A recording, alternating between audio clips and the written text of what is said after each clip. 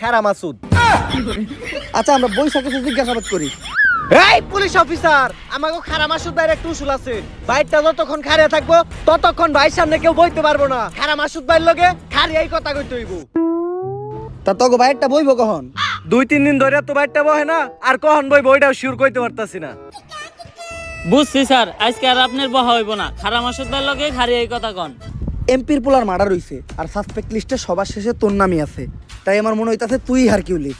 হারকিউলিস্ট? এই হারকিউলিস্ট তো আমিই খুঁজতাছি। ও এমপির পোলারে মারছে, আর এমপির পোলা আমার ছোট ভাইয়ের মতো। ওরে পাইলে তো আমিই বইরা দেবো। বসই ডাকন না কে? আপনি নিজেও তো একজন দর্শক, আর হারকিউলিসের লিস্টে আপনি নিজেও আছেন।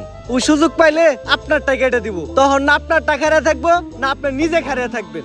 এক কথায় খারা মাসুদ আর কোনোদিন খারিয়াই পারবো না। কিরে তুই লুঙ্গি ছাড়লি কা? বস ভালো করে দেন, ডরে আপনারটা নুয়ে গেছে গা। অফিসার, এই হারকিউলিস্টের হাত থেকে কোনোভাবে আমার বাঁচানো যায় না? তুই একজন ধর্ষক মানে তুই অপরাধী।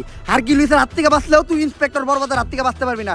এই জিল্লু হ্যান্ডকাপ নিয়ে ওরে ভিত্তে বইরা দিমু। হ্যাঁ স্যার, আমি আর এবারে হ্যান থেকে যাইতেছি না। কেন জানি আমি হ্যান্ডকাপ আনতে গেলেই সব আসামিরাই ফেরেস্তা হয়ে জায়গা। স্যার, এসপি স্যার কল দিছে। আসসালামু আলাইকুম স্যার। কি হারকিউলিস আরো 3 জনের মার্ডার করছে? শিট! চুলছিরুরা 3 দিন হয়ে গেছে একটা কেসে